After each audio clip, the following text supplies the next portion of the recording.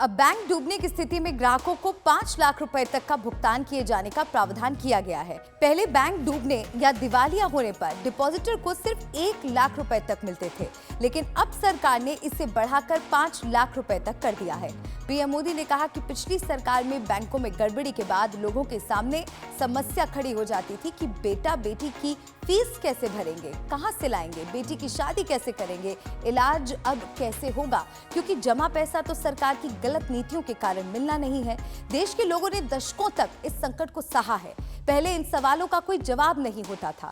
PM Modi ने कहा कि स्थिति को बदलने के लिए हमारी सरकार ने बहुत संवेदनशीलता के साथ फैसले लिए, कानून में बदलाव किया। आज लोगों को बैंक डूबने पर भी 5 लाख रुपए तक मिलेंगे, वो भी 90 दिन के अंदर मिलेंगे।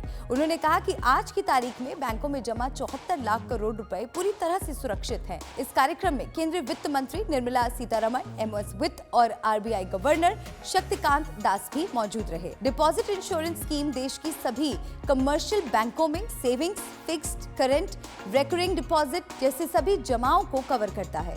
राज्य, केंद्रीय और प्राथमिक सहकारी बैंकों में डिपॉजिट भी इस दायरे में आते हैं। बैंकिंग सेक्टर में बड़े सुधार के तौर पर इस कदम को देखा जा रहा है। इस सरकार ने बैंक डिपॉजिट इंश्योरेंस कवर को 1 लाख रुपए से बढ़ाकर 5 लाख रुपए कर दिया है। अब करीब 98.1% खाते इस दायरे में आ गए हैं, जबकि अंतर्राष्ट्रीय बेंचमार्क 80% है।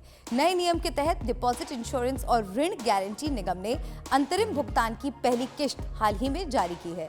ये रकम 16 शहरी सहकारी बैंकों के जमाकर्ताओं को जारी की गई है। आंकड़ों के मुताबिक करीब 1 लाख जमाकर्ताओं के वैकल्पिक बैंक खातों में 1300 करोड़ रुपए से अधिक का भुगतान किया गया है। देश के बैंकों में 5 लाख रुपए तक की जमा राशि सुरक्षित होने की गारंटी डीआईसीजीसी की ओर से होती है।